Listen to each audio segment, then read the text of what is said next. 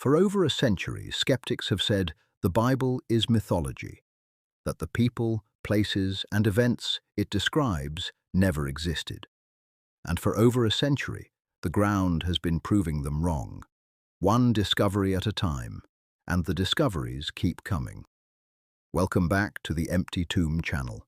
Today we are opening one of the most fascinating case files in our entire series. Today we are going to the ground, literally, because archaeology, the science of digging up the past, has been quietly and consistently confirming the biblical record for over 100 years. And what has come out of the ground is extraordinary. Now, I want to be clear about something before we start. Archaeology does not prove the Bible is divinely inspired. That is a matter of faith. What archaeology does is confirm that the people, places, and events described in the Bible are historically real.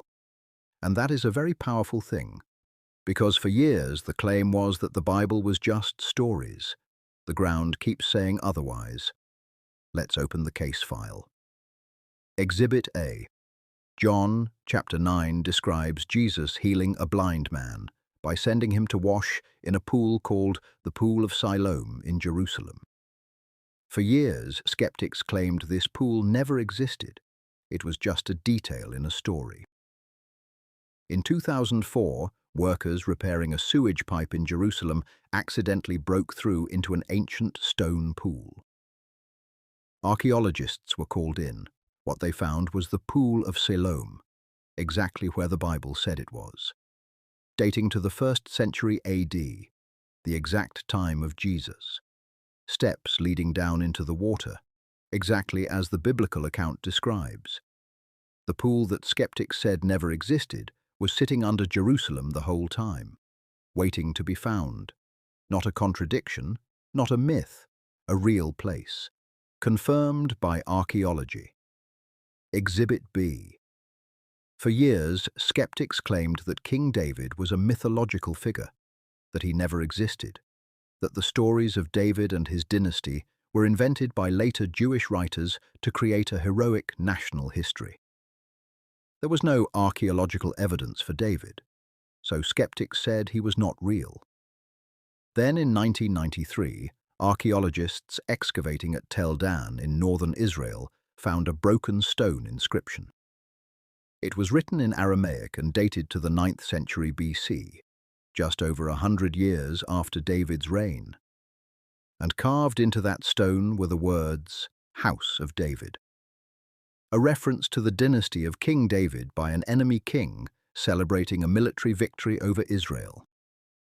This was the first archaeological confirmation of King David outside of the Bible, written by Israel's enemies, not by Jewish scribes trying to glorify their history, by people who had every reason to be honest about who they defeated.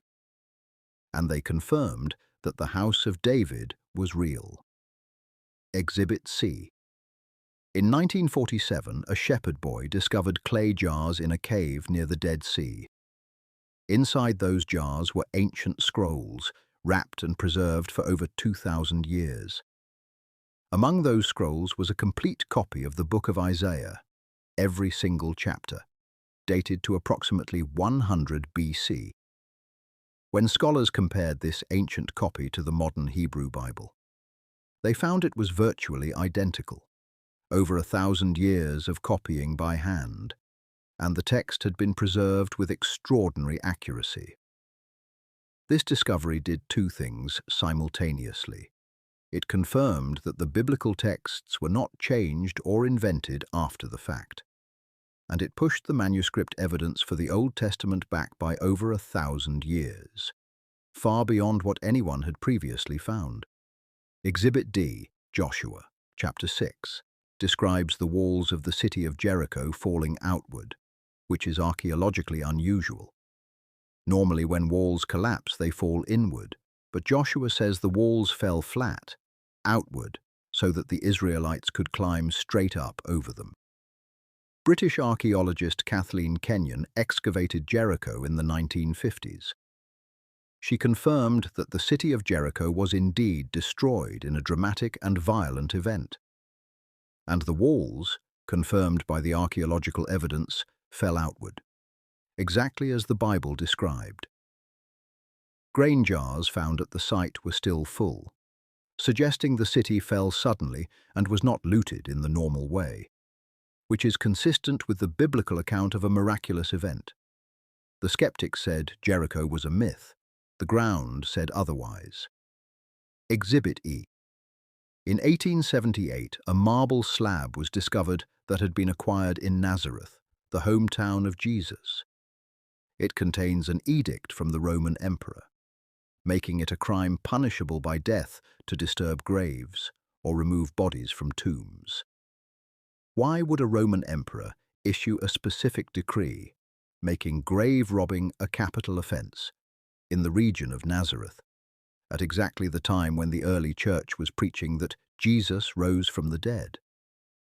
The most natural explanation is that the Roman government was responding to the claim being made by Christians that someone had risen from the tomb, and they were trying to prevent people from claiming the same thing happened again. The Romans knew the tomb was empty, and they were trying to control the narrative. This inscription may be the most remarkable piece of circumstantial evidence for the resurrection ever found outside of Scripture. So let's bring this back to the jury. 5 archaeological discoveries, each one confirming something that skeptics said was mythological, invented, or historically impossible. And these are just 5. There are hundreds more. The city of Nineveh, said to be too large to be real, found exactly where the Bible placed it. The pool of Bethesda from John chapter 5, found in Jerusalem exactly as described. The existence of the Hittites, once called a biblical invention, confirmed by massive archaeological discovery in Turkey. Pontius Pilate, confirmed by a stone inscription found in Caesarea in 1961. Every time archaeology and the Bible have been put side by side, the Bible has held up. Not because archaeologists are trying to prove the Bible right. Most of them are not. But because the Bible is describing real history, real people, real places, real events, the ground keeps talking, and what it keeps saying is that the Bible got it right. Next, we are going to look at something equally powerful: the manuscripts themselves. How do we know the Bible we hold today is the same Bible that was written 2,000 years ago? The answer to that question will amaze you. That is the next case file. Subscribe to the Empty Tomb channel. Follow the evidence.